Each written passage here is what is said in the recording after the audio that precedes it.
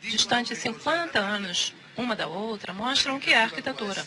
A arquitetura pode ser o símbolo do poder, mas também pode ser o símbolo do fato que os deuses não existem. Existem só os arquitetos.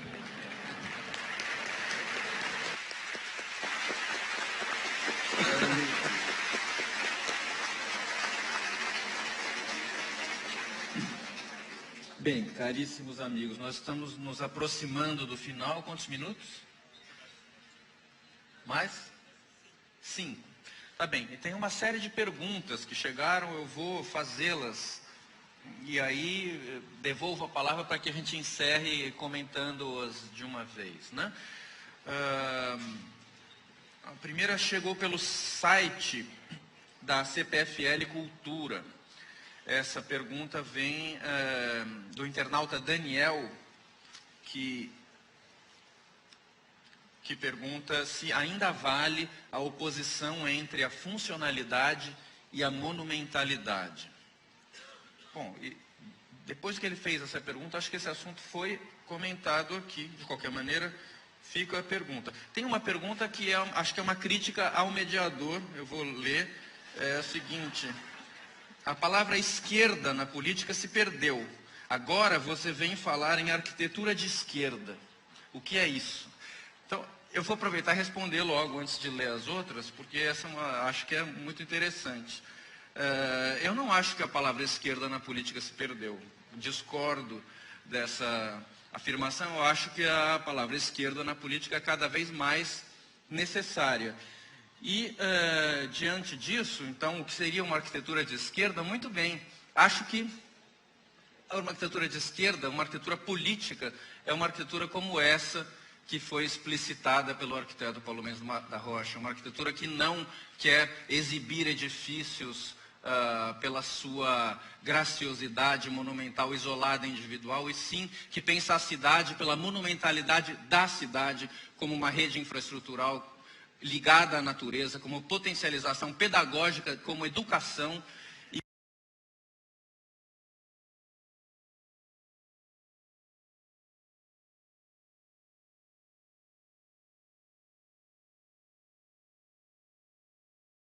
Também, como defendeu aqui o Francesco, uma visão da história como conflito e não como pacificação. Bom. Tá ótimo. Enfim, depois tem essas perguntas, uma dirigida ao Paulo. A praia foi o locus da descoberta da alteridade pelos europeus. Quando iremos nós, finalmente, descobrir e exercitar nossa identidade como sociedade sem recorrer a comparações com o descobridor? Essa foi feita pelo Alessandro Sbampato. O Cláudio Secom pergunta: Paulo, por favor, exponha suas ideias sobre o uso dos rios na cidade de São Paulo. E, por favor, comente o que acaba de ser aprovado para a cidade. Acho que se refere ao plano diretor. Uma pergunta anônima. A favela é hoje vista até como poética. O asfalto quer resolver a questão da favela sem conflito. Se a favela é conflito, como integrá-la verdadeiramente à cidade? E uma outra pergunta, assinada com Cabral. Paulo Mendes, como ele vê as invasões desordenadas do movimento do sem-teto? Alfredo Cabral. Desordenadas já tem um tom particular na pergunta. Então são essas as perguntas. As invasões desordenadas dos movimentos do sem-teto.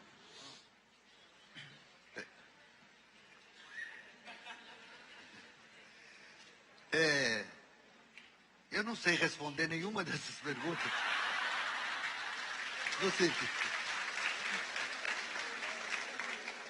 No sentido estrito da ideia de responder perguntas. Mas a questão, a palavra, a imagem levantada da favela, sem dúvida, é monumental. Porque nós temos que considerar, em breves palavras, por exemplo, no sentido da palavra, um exemplo da mesma questão, para que se possa visualizar a imagem, aquilo que está lá. Por isso eu chamo um exemplo.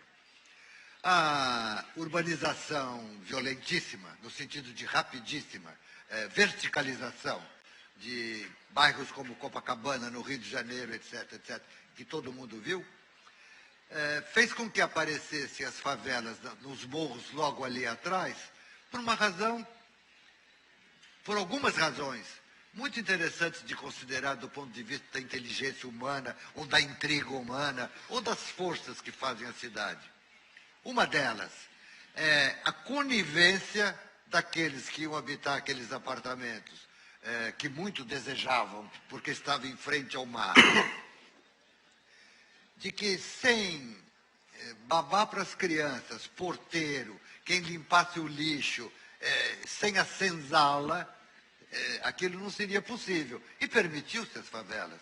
Evidente que se quisesse impedir que ocupasse as florestas, a favela foi um pacto consentido entre as forças populares, na essência da expressão popular, espontânea, e ao mesmo tempo mostra que a consciência sobre a construção da cidade eles tinham, tanto que foram lá, porque é ali que havia trabalho.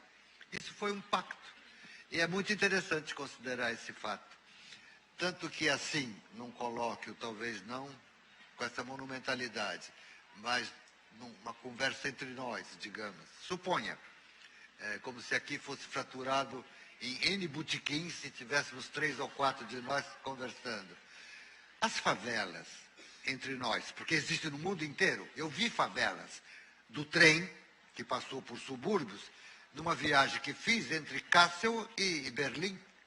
Literalmente, na beira da via férrea, barracos em Berlim. Hoje, isso foi há 5, 6 anos atrás. Portanto, é a manifestação da consciência que a população, que por razões essas ou aquelas, no mundo inteiro, vive aflições, deslocamentos, de que a cidade é o lugar onde eles têm que ficar e constrói, com o lixo e com as próprias mãos, aquilo que está lá. O Rio de Janeiro, por razões de uma geografia, no caso, uma morfologia, montanhas, e fez com que quem especula com o negócio imobiliário prefere construir no horizontal, que é mais fácil, e abandona a dificuldade daquilo. Até certo ponto foi, felizmente, assim, porque hoje já está resguardado tudo, não se pode passar da cota 90, mas as favelas, antes de mais nada, exprimem uma força de consciência da população sobre a necessidade da urbanização e de habitar uma cidade, seja como for. Tanto daqueles que carregam o lixo e fazem aquela favela, constrói, como daqueles que consentem porque é uma forma de, na urgência, deixar lascia passare uma solução totalmente conflituosa, mas criativa e maravilhosa. Não sei se dá tempo, mas eu queria muito contar uma história, vou fazer o mais rápido que eu posso. Eu tive um estudante que gostava de mim, não sei o quê, que foi para o Rio de Janeiro, eu estou falando de São Paulo. Ele foi morar, formou-se, foi para o Rio. Eu perdi o contato.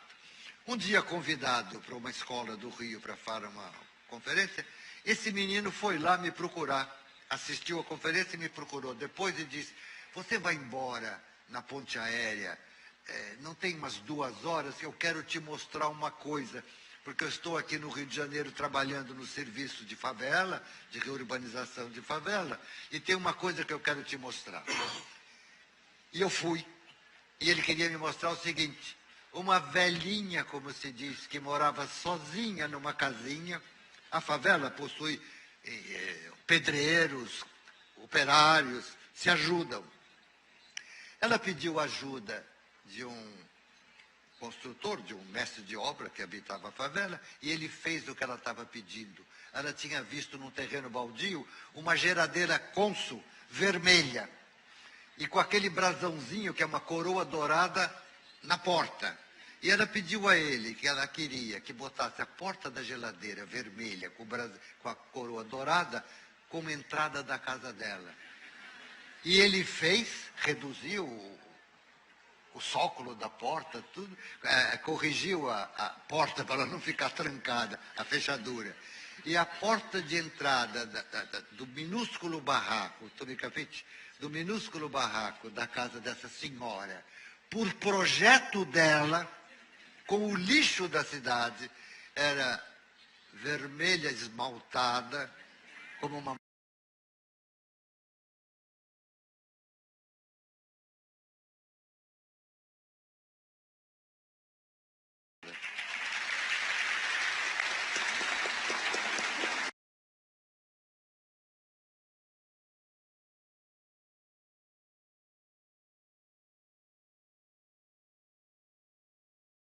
Toma outra velhota. Francesco, a palavra final.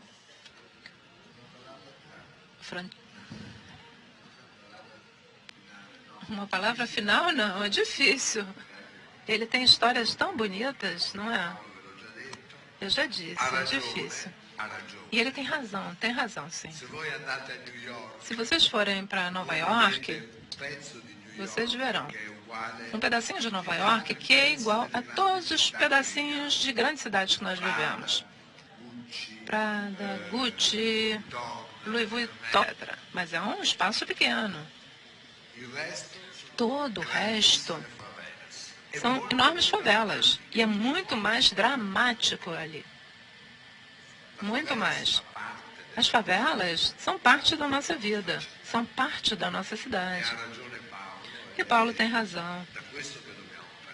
Nós temos que começar ali.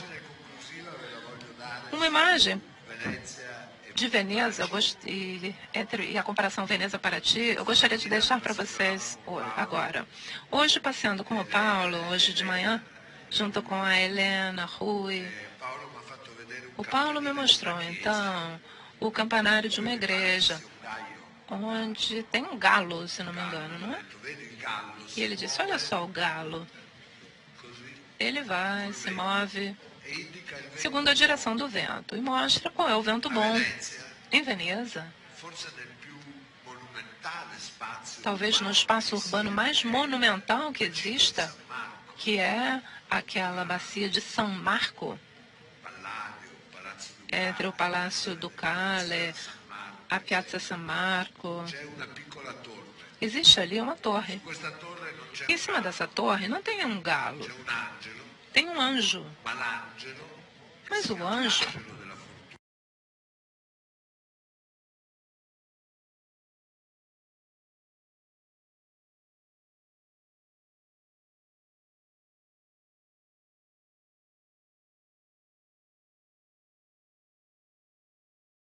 indica se o vento é o vento bom, se a sorte está apontando para a sorte. E aqui tinha um galo em Veneza que era a mais anticlerical de todas as cidades, tanto que ela foi derrotada.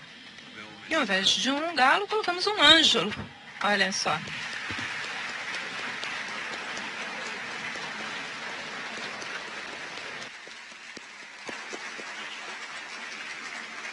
Muito obrigado a todos.